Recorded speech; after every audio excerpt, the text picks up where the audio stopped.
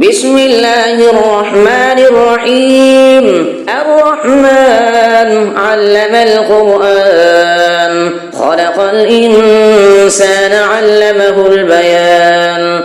الشمس والقمر بحسبان والنجم والشجر يسجدان والسماء رفعها ووضع الميزان ألا تطغوا في الميزان وأقيموا الوزن بالقسط ولا تخسروا الميزان والأرض وضعها للأنام فيها فاكهة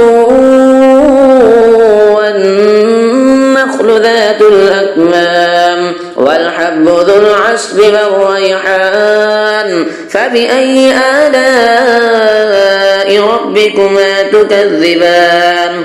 خلق الإنسان من صلصال كالفخار وخلق الجان من مارد من نار فبأي آلاء ربكما تكذبان.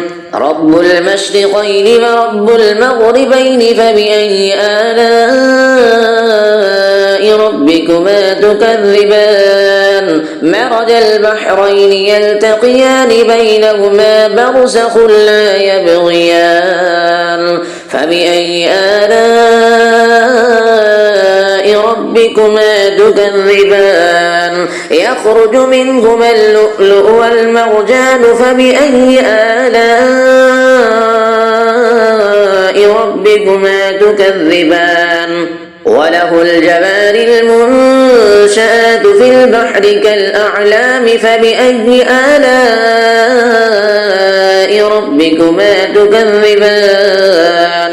كل من عليها فان ويبقى وجه ربك ذو الجلال والإكرام فبأي آلاء ربكما تكذبان. يسأله من في السماوات والأرض كل يوم هو في شأن فبأي آلاء ربكما تكذبان. سنفرغ لكم أيها الثقلان فبأي آلاء ربكما تكذبان. يا معشر الجن والإنس إن استطعتم أن تنفذوا من أقطار السماوات والأرض فانفذوا لا تنفذون إلا بسلطان فبأي آلاء ربكما تكذبان.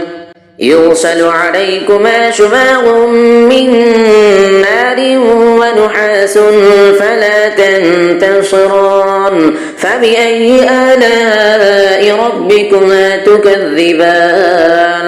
فإذا انشقت السماء فكانت وردة كالدهان فبأي آلاء ربكما تكذبان. فيومئذ لا يسأل عن ذنبه إنس ولا جان فبأي آلاء ربكما تكذبان. يعرف المجرمون بسيماهم فيؤخذ بالنواصي والأقدام فبأي آلاء ربكما تكذبان. هذه جهنم التي يكذب بها المجرمون يطوفون بينها وبين حميم آن فبأي آلاء ربكما تكذبان. ولمن خاف مقام ربه جنتان فبأي آلاء ربكما تكذبان. ذواتا أفنان فبأي آلاء ربكما تكذبان.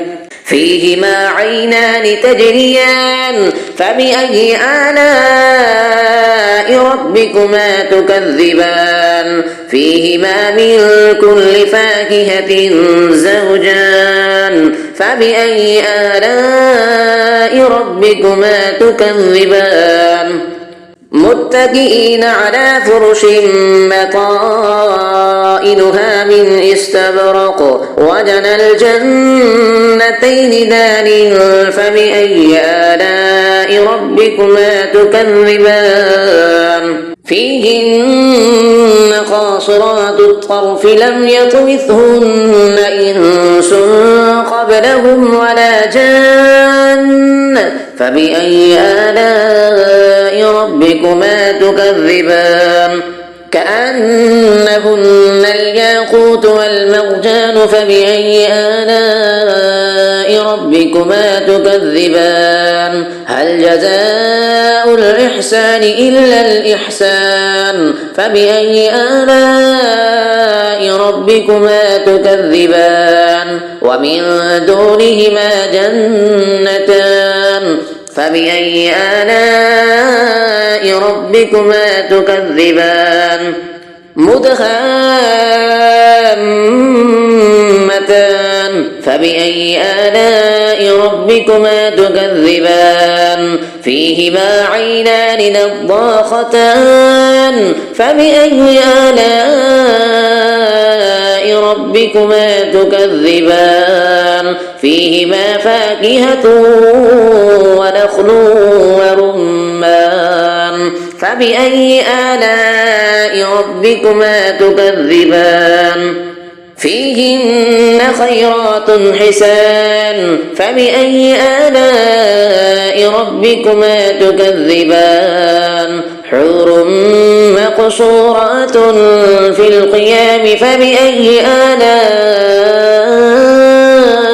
ربكما تكذبان لم يطمثهن إنس قبلهم ولا جان فبأي آلاء ربكما تكذبان متكئين على رفرف خضر وعبقري حسان فبأي آلاء ربكما تكذبان تبارك اسم ربك ذي الجلال والإكرام صدق الله العظيم.